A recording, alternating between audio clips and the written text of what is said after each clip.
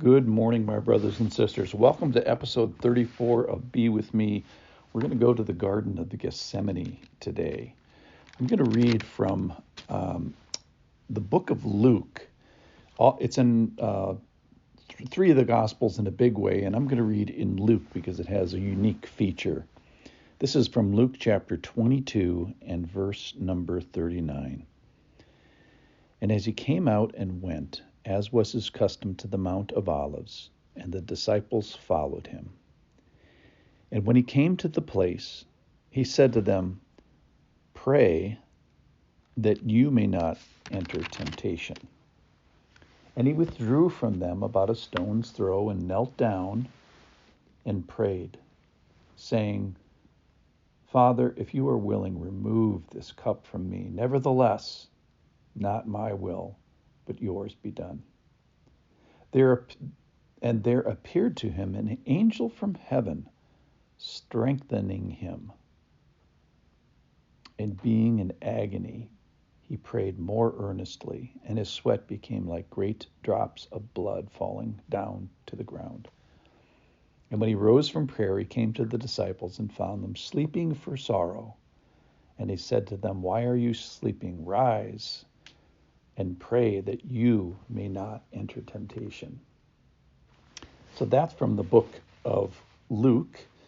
And we find in the book of Mark that he falls on the ground. Another sweet thing in Mark is that he uses the word Abba, and he has the sweet time of fellowship with the Lord, despite his soul being sorrowful. And then the thing that Matthew adds is the repetitiveness.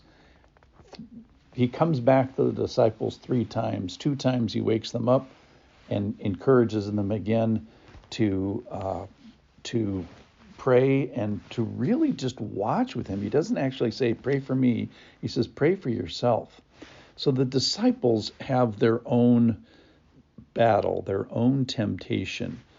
Jesus tells them, "Pray that you may not enter temptation." And what is their forthcoming temptation?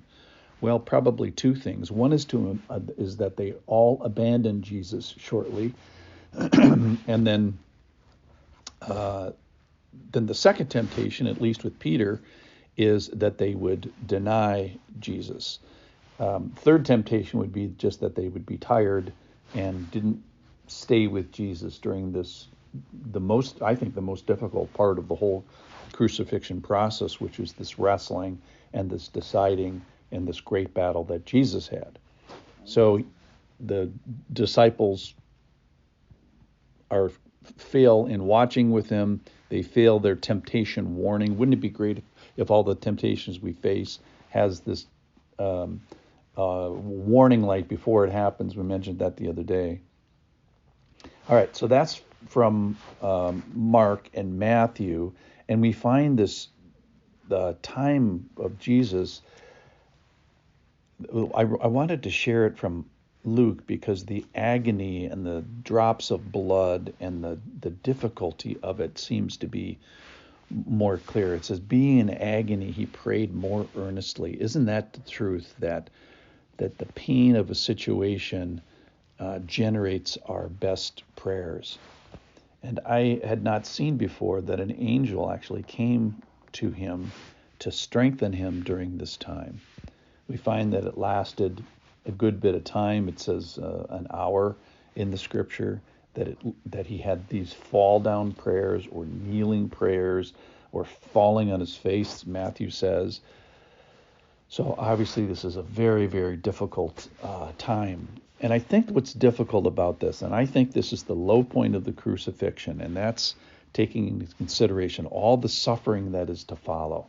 So here's the thing that struck me today is I think this is the low point of the crucifixion. That is the most difficult thing of the crucifixion, perhaps the greatest, maybe it's the high point, but this deciding, this resolving, this yielding and committing, not my will, but your will be done.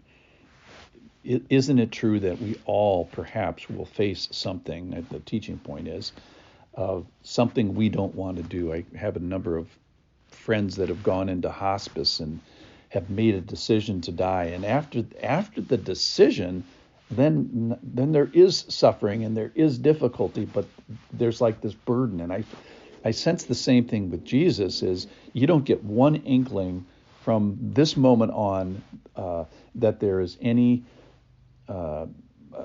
doubt or turning or anything like that with Jesus. He is just resolved to do the cross from here on out. All right, so here's some applications, I think. Even Jesus had situations that were not to his liking and had to yield his will to the Father's.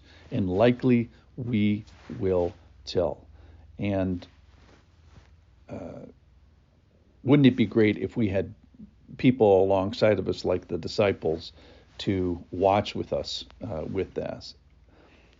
And I just challenge us, like, what is our fall on the ground prayers? What do we might need an angel and sweat drops of blood or agony? And then this yielding thing. Sometimes Jesus prayed that this cup would pass. The answer was no. And sometimes the answer in prayer that our deepest desires are not met. And so then what do you do? So the answer is no. Then what do you do? And Jesus is the great example of this.